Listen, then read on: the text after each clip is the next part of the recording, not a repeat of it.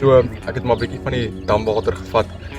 Ek sien op hierdie dam is dit maar beter om eerder van die damwater self te vat met die suur en goed wat klaar in die water is, in plaas van wat jy kraanwater vat of 'n soet deegdraai maak. En dan in hierdie bakkie het ek maar net gewone koekmeel met 'n lepel.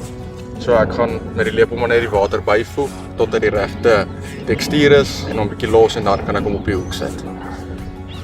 So, soos julle kan sien, hier is die damdeegie wat ek gemaak het. Maar net 'n bietjie van die damwater en so 3 eetlepels meel. Hy lyk maar nou 'n bietjie groot, maar hy is die regte tekstuur. Later vandag as ek nou alles reg het, gaan ek hom op die hoek sit en dan begin ons vang. En kyk wat seën wen.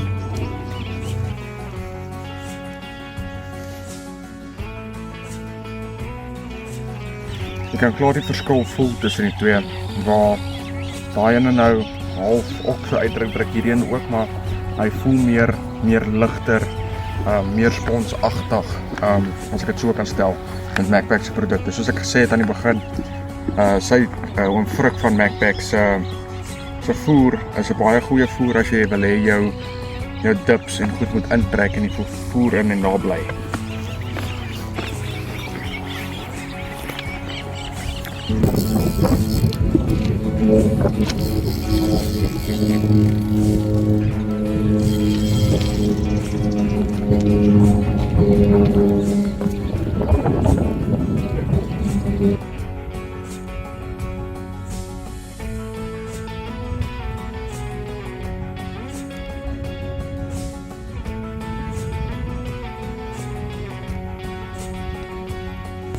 Die reële doel is van jou mushroom sinkers, ek gebruik gereeld die mushroom sinkers, is dat die bal op die mushroom sinker moet rus, dat jy hom ver afstande wil gooi.